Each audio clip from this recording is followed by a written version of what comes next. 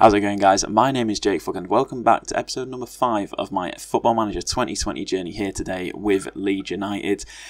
And today we've got a couple of big games, to be honest. We've got the quarterfinals of the Carabao Cup away at Sheffield United, a nice Yorkshire derby. And if you see here, the teams remaining in the Carabao Cup, they're not particularly strong, apart from Liverpool, really. And I'm not sure how Everton are doing it. Everton are 9th in the Premier League. Norwich are 10th in the Premier League and Sheffield United are 13th. And obviously Liverpool up in 3rd. But the Liverpool-Everton game, because they are currently playing in the Club World Cup, their game isn't until New Year, so we won't actually find out who gets through from that tie for a couple of weeks yet. But hopefully we can come away with the win today. But the game I actually am more bothered about is our game against Fulham afterwards away in the league. A very, very important game, and you'll see why in just a moment. But before we get into the game, I'll just quickly run over the one game that we played in between episodes. So obviously just the one game in between episodes at home to Cardiff, and it featured a goal of the season contender. You'll see here, Dallas puts it across, Leif Davis on the volley right into the corner. Fantastic goal from the young left back. I actually gave him a start. Was it the first start? Yeah, the first time I'd given him a start in the league, just because Barry Douglas was lacking a little bit of fitness. So I thought, you know what, Leif Davis, as you can see, he's got quite comfortable in that left wing back role. He's now considered, I think, a 2-star player. Yeah, he's considered a 2-star player in that role. So I thought, you know what, let's give him a go. And, well, it paid off as he actually scored the winning goal in a game that, story of the season, we absolutely dominated. We only allowed Cardiff one shot. They fouled us 17 times and we had 61% possession. So, yeah, a good win. Annoying that it was only one goal. You know, I would have liked it to have been a few more, but true to real life, we just cannot score half the time, which is very, very, very frustrating. But at least we came away with the win. And interestingly, if we actually go look at the table, I believe Brentford and Fulham actually played each other. And let me just have a double check of that.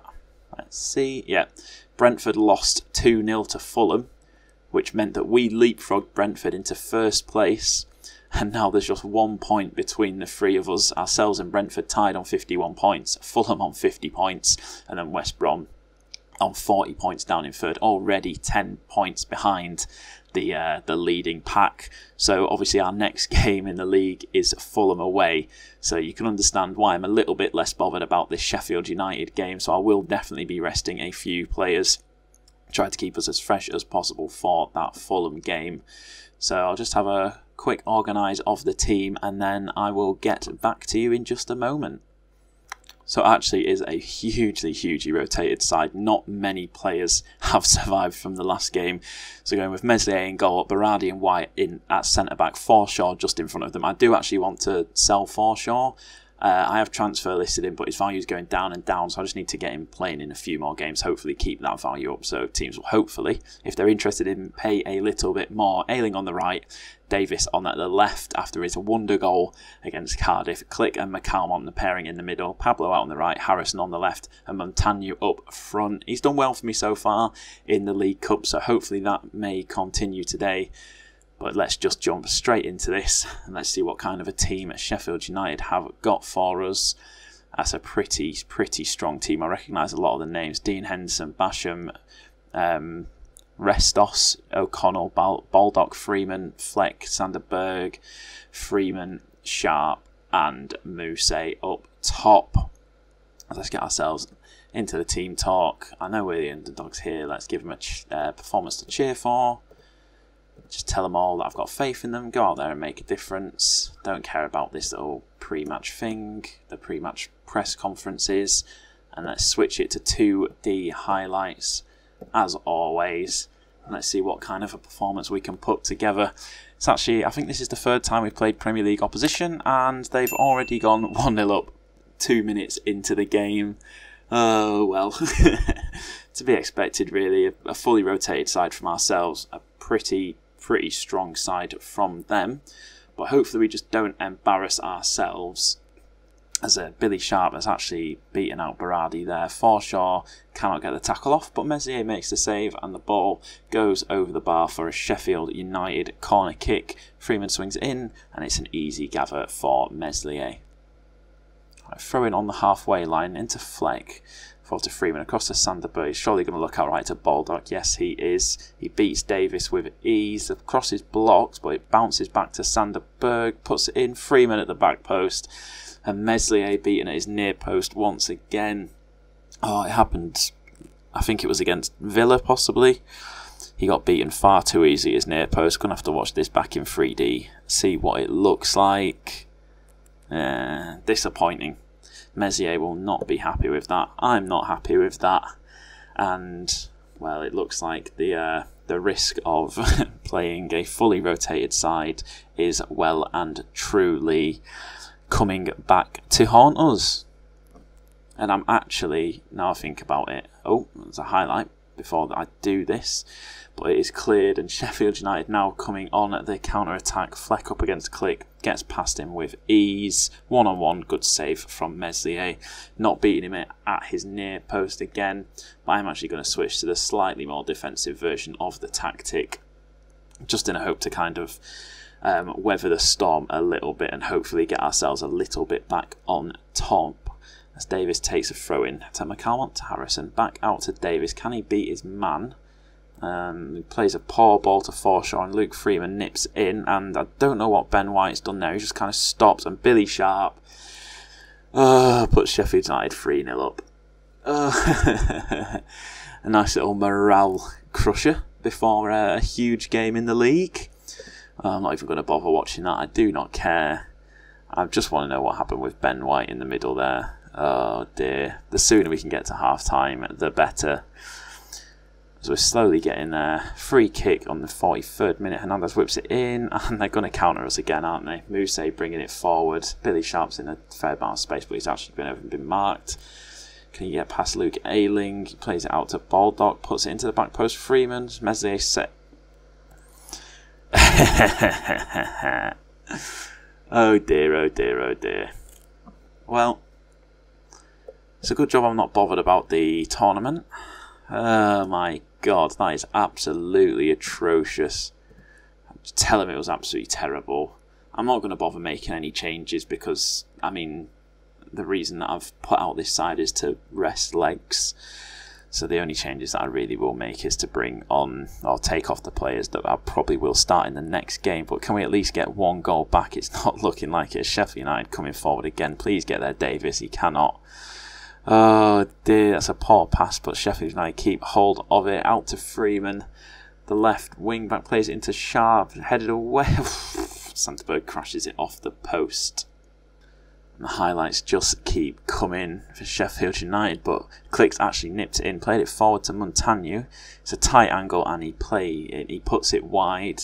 Disappointing finish from the young Romanian, but it's probably the first chance he's really had to actually get a shot off on goal all game. We'll make a couple of changes. Let's bring Phillips on, just give us a bit more power in the midfield. I'm also going to put Cooper on. Might as well take off Ben White. Cooper's morale is absolutely abysmal. Oh dear, what has happened there? Those are just going to be the two changes that I stick with. Let's see. Can we at least get one goal, please? The second half has been a lot better, but we just... the first half just absolutely ruined us as time is ticking away. Just 5 minutes remaining. Free kick. Hernandez whips it in. Cooper puts it in at the back post. And the comeback is on, fellas. The comeback is absolutely on. Nice ball in from Hernandez. Cooper at the back post. Heads it past Dean Henderson in the Sheffield United goal. But that probably will be the last action as time is ticking away. And the game finishes at 4-1.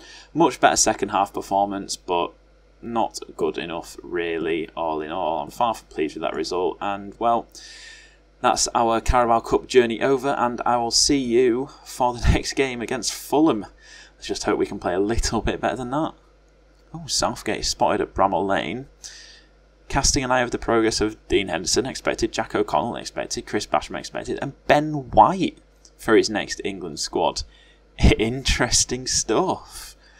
That'd be nice to have Ben White getting called up for the England squad whilst we're still in the Championship. Although I definitely would like to see Calvin Phillips called up more than him. But any of our players being put into the England setup is absolutely phenomenal at this level. Right, so the lineup for the Fulham game, back to pretty much full strength. We've got Kassir in goal, White and Cooper, the centre-back partners, with Phillips just in front of them. Douglas on the left, Dallas on the right. Got the Polish partnership in midfield of Bogus and Click, the two Mateuses. Harrison on the left, Costa on the right. Tyler Roberts continuing on up top. Hopefully he can continue on his decent goal-scoring form.